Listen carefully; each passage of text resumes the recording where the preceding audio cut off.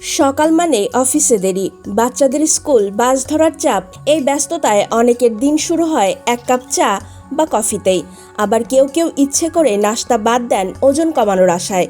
কিন্তু এই অভ্যাস যে শরীরের জন্য ধীরে ধীরে ভয়ঙ্কর হয়ে উঠতে পারে সেটা অনেকেই টের পান না। পুষ্টিবিদদের মতে সকালের নাস্তা শুধু একটি খাবার নয়, এটি সারাদিনের শরীর ও মনের ফুয়েল। ইটিং অয়েলে প্রকাশিত এক প্রতিবেদনে পুষ্টিবিদ চার্লি রিফকিন জানাচ্ছেন, নিয়মিত নাস্তা বাদ দিলে শরীরে একাধিক শারীরিক ও মানসিক সমস্যার ঝুঁকি বাড়ে। সারাদিন ক্লান্তি আর কাজে মন না বসার কারণ। সকালে কিছু না খেলে শরীর প্রয়োজনীয় শক্তি পায় না, ফলে অফিসে বা ঘরের কাজে মনোযোগ কমে যায়, দ্রুত ক্লান্ত লাগে।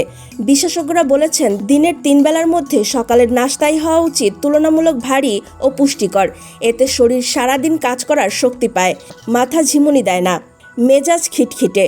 খালি পেটে থাকলে শুধু পেট নয়, মস্তিষ্কও অস্থির হয়ে পড়ে, ফলে রাগ বেড়ে যায়, মন খারাপ লাগে, কাজে মন বসে না। নিয়মিত নাস্তা করলে মস্তিষ্কের সুখী হরমোন সেরোটোনিন নিঃসরণ বাড়ে, যা মুড ভালো রাখতে সাহায্য করে। সারাদিনই ক্ষুধা লাগা। অনেকে ভাবেন নাস্তা বাদ দিলে কম খাওয়া হবে, বাস্তবে হয় উল্টোটা। সকালে না খাওয়ার কারণে শরীর দ্রুত শক্তির উৎস খুঁজতে থাকে, তখনই ভাজা পোড়া, ফাস্ট ফুড বা মিষ্টি জাতীয় খাবারের দিকে ঝোঁক বাড়ে। এতে কিছুক্ষণ পর আবার ক্ষুধা লাগে, ওজনও বাড়ে, শরীরও ক্ষতিগ্রস্ত হয়। হরমোনের ভারসাম্য নষ্ট হওয়ার ঝুঁকি। সকালে শরীরে সবচেয়ে বেশি নিঃসৃত হয় কর্টিসল, অর্থাৎ স্ট্রেস হরমোন।